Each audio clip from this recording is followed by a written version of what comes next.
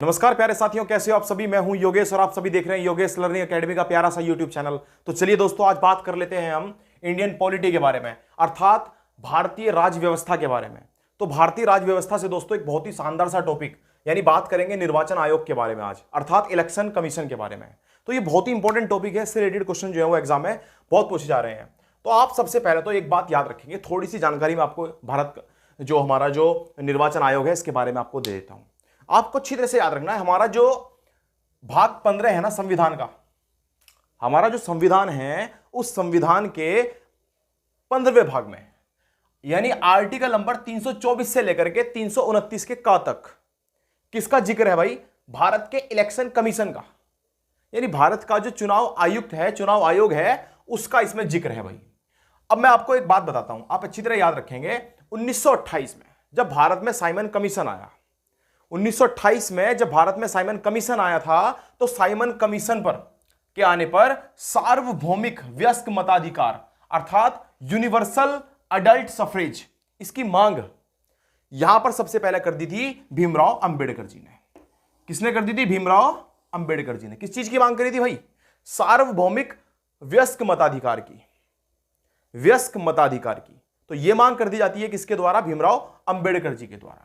अब दोस्तों आपको अच्छी तरह से याद रखना है, अब हमारे यहां पर यानी 1949, 26 नवंबर 1949 को आर्टिकल 324 के तहत निर्वाचन आयोग का गठन होता है।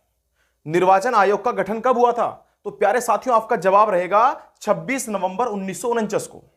और दोस्तों यहां पर स्थापना हो जाती है 25 जनवरी 1950 को भारत के चुनाव आयुक्त की, यानी मुख्य चुनाव आयुक्त।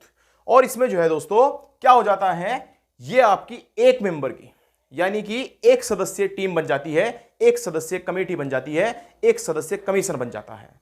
कब बनता है? 21 मार्च 1950, 21 मार्च 1950 को भारत के पहले सीईसी का मतलब हो जाता है भारत के चीफ इलेक्शन कमीशन, भारत के चीफ इलेक्शन कमिश्नर, यानी पहले चुनाव आयुक्त, मुख्य चुनाव आयुक्त कौन बनते हैं? सुकुमार सेन। बहुत इंपॉर्टेंट क्वेश्चन है यह, बहुत ही जानदार और बहुत ही शानदार क्वेश्चन है भाई। भारत के कभी भी पूछ लिया जाए पहले सीईसी अर्थात पहले मुख्य चुनाव आयुक्त कौन थे, तो आपका जवाब रहेगा भाई सुकुमार सेन थे। अब दोस्तों क्या होता है इसके बाद, आप याद रखेंगे आर्टिकल नंबर 324 का सेकंड, इसके तहत अब 16 अक्टूबर 1989 को ये जो एक सदस्यीय टीम थी, यानी एक सदस्य जो समिति थी हमारी, ये जो कमीशन था, इस कमीशन को अब कर दिया जाता है मल्टी मेंबर। तो कभी भी पूछ लिया जाए इसको चुनाव आयुक्त जो है या फिर हमारा जो चुनाव आयोग है, इसको मल्टी मेंबर कब कर दिया गया? मल्टी मेंबर में कितने मेंबर आप याद रखेंगे? 3 मेंबर। नंबर 1 कौन सा? जो आपका मुख्य चुनाव आयुक्त होगा और उसके साथ में 2 अन्य चुनाव आयुक्त होंगे। तो यह यहां पर तय कर दिया गया और 16 अक्टूबर 1989 को यह बात फिक्स हो गई कि भैया अब जो है वो चुनाव आयोग जो होगा हमारा वो बहुसदस्यीय संस्था होगी, अर्थात मल्टी मेंबर एक कमीशन होगा। इस बात को आप अच्छी तरह समझ पा रहे होंगे। अब दोस्तों बात करते हैं कि यह जो हमारा मुख्य चुनाव आयुक्त है, आखिर इसका जो है वो किसके द्वारा इसका जो है वो क्या होता है? निर्वाचन होता है। तो आप याद रखेंगे इसको चुनता कौन है? तो इसको चुनता है भैया राष्ट्रपति। ये बात आप याद रखेंगे। पहले चुनाव, कभी भी मैं आपसे पूछूं पहला चुनाव आयुक्त कौन था, तो आप बताओगे अच्छी तरह से सुकुमार सेन जी। कब से कब तक रहे? 21 मार्च 1950 से लेकर के 1958 तक। अब दोस्तों इसके बाद आपको अच्छी तरह से याद रखना है, जब ये मल्टी मेंबर संस्था बन गई तो यहां पर भारत के पहले सीईसी कौन बने, यानी भारत के पहले मुख्य चुनाव आयुक्त कौन बनते हैं? तो भाई आपको जवाब देना है RVS peri Shastri ji. RVS peri Shastri Bharat के दूसरे क्या थे? ये सीईसी, इतनी बात आप याद रखेंगे। लेकिन दोस्तों अगर कभी भी पूछ लिया जाए कि मल्टी संस्था थी अर्थात मल्टी सदस्य संस्था थी, उसके पहले कभी भी पूछ लिया जाए मुख्य चुनाव आयुक्त कौन थे, तो आपका जवाब रहना चाहिए प्यारे साथियों पेरी शास्त्री जी, पेरी शास्त्री। इसके अलावा जो अन्य 2 चुनाव आयुक्त थे उनके नाम भी आपको याद रखने हैं, एसएस धनोबा जी और साथ साथ जी यूएस सहगल। इतनी बात उम्मीद करता हूं आप लोग समझ पा रहे होंगे।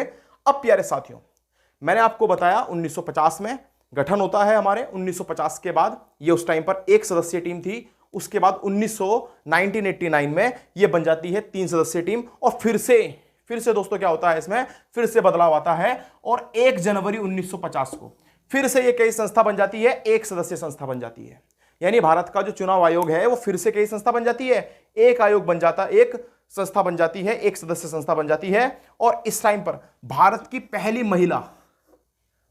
पहली महिला जो चुनाव आयुक्त बनती है, मुख्य चुनाव आयुक्त बनती है, उनका नाम है यूएस रमा देवी। यह बनती है 1 जनवरी 1990 को। तो उम्मीद करता हूं यह बात भी आपके समझ में आई होगी। यह भारत की पहली महिला कार्यवाहक थी जो कि भारत की पहली मुख्य चुनाव आयुक्त बनती है। अब फिर से साथियों चेंज आ चुका है। देखिए पहले मैंने आपको बताया 1950 में एक सदस्यीय टीम थी, एक सदस्यीय संस्था थी। उसके बाद 1989 में यह आपकी बन गई फिर से 3 सदस्य। और फिर 1 जनवरी 1990 को फिर से दोस्तों ये क्या हो जाती है, एक सदस्यीय संस्था बन जाती है। लेकिन दोस्तों इसके बाद फिर से चेंज आता है और फिर से ये जो है वो मल्टी मेंबर संस्था बन जाती है। और कब बनती है मल्टी मेंबर संस्था दोबारा से, 1 अक्टूबर